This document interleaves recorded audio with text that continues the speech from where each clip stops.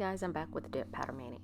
So I do have on my usual peel off base coat and allow that to dry, and so I will be using Revel sensitive liquids again, and will be using dip powders from Luxie Nail, which is the first shop on Etsy that I believe I purchased dip powder from. I haven't used Luxie in a long time, but I do have a rather large collection of Luxie Nail dip powder, so I was like, let me pull that out. And so this is a quail egg dip powder set that I purchased, I want to say last year or year before. So it's pastel dip powder with specks in there to make it look like a quail egg.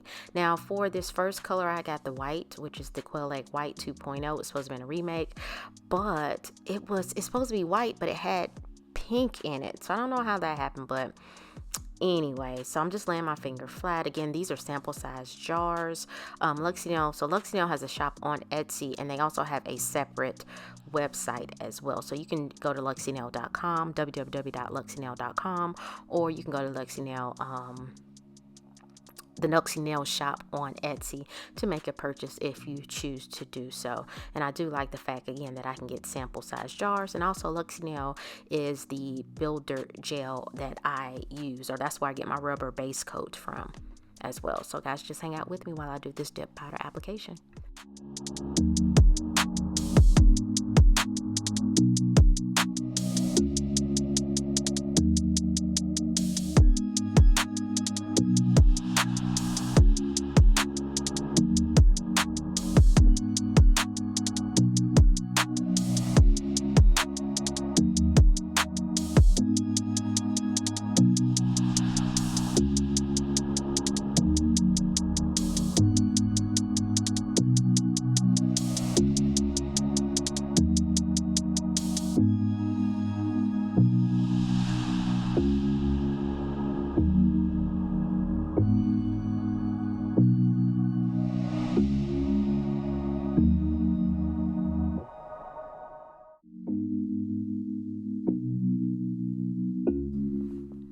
With any dip powder that has either flower pieces in there, foil, or specks, or glitter, you always want to kind of shake the container that you have it in, or tap it to bring those pieces up to the top so that you can get the look that you're going for on your nail.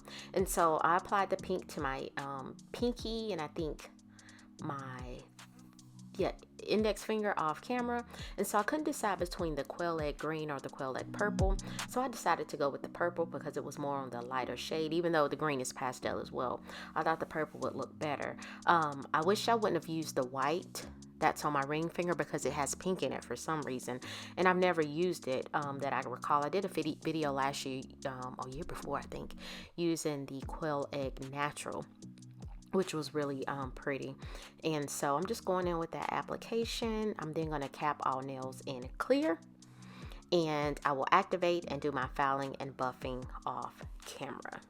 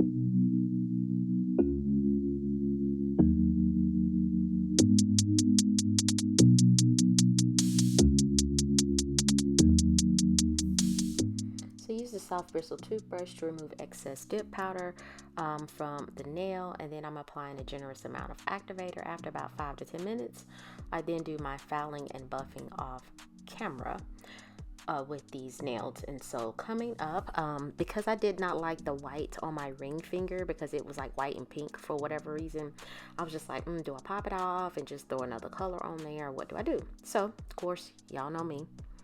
After filing and buffing, remove that dust, I'm going to go in with some nail stamping. So I have a What's Up nail plate. I think this is 𝑗017.